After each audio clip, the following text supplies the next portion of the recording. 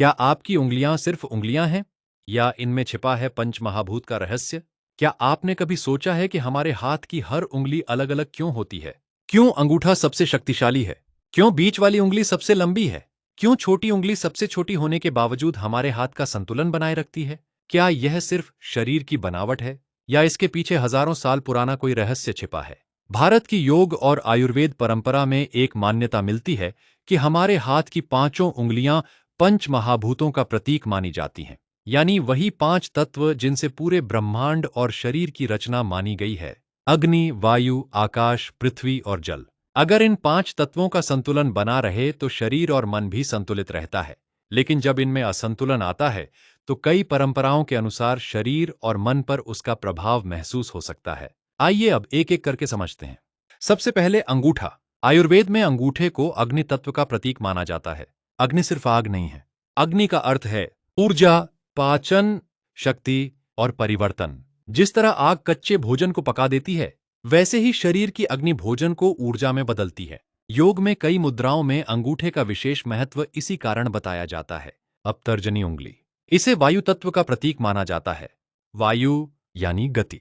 सांस चल रही है, दिल धड़क रहा है, विचार आ जा रहे हैं, यह सब गति है। योग दर्शन के अनुसार वायु शरीर में प्राण के प्रवाह से भी जुड़ी मानी जाती है। अब बीच वाली सबसे लंबी उंगली, यह आकाश तत्व का प्रतीक मानी जाती है। आकाश यानी खाली स्थान। अगर शरीर में जगह ही ना हो तो दिल कहाँ धड़केगा, फेफड़े कहाँ फैलेंगे, आवाज कहाँ गूंजेगी? आकाश हर चीज को स्थान देता है, इसीलिए इसे विस्तार और चेतना का भी प्रतीक माना गया है। अब अनामिका, जिसमें हम अंगूठी पहनते हैं, इसे पृथ्वी तत्व का प्रतीक माना जाता है। पृथ्वी यानी स्थिरता, मजबूती, धैर्य। हड्डियां, मांसपेशियां, शरीर का ढांचा, इन सबको पृथ्वी तत्व से जोड़ा जाता है। अब सबसे छोटी उंगली, इसे जल तत्व का प्रतीक माना जाता है। जल यानी जीवन। हमारे शरीर का बड़ा हिस्सा पानी है। खून, आंसू, पसीना, सब में जल है। योग और आयुर्वेद में जल को भावनाओं और लचीलेपन का भी प्रतीक माना गया है।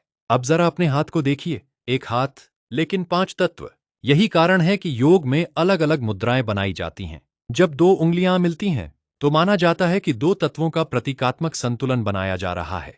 इसी वजह से ज्ञान मुद्रा, प्राण मुद्रा, पृथ्वी मुद्रा, वरुण मुद्रा और वायु मुद्रा जैसी अनेक मुद्राओं का वर्णन मिलता है। कई लोग ध्यान और योग के दौरान इन मुद्राओं का अभ्यास करते हैं।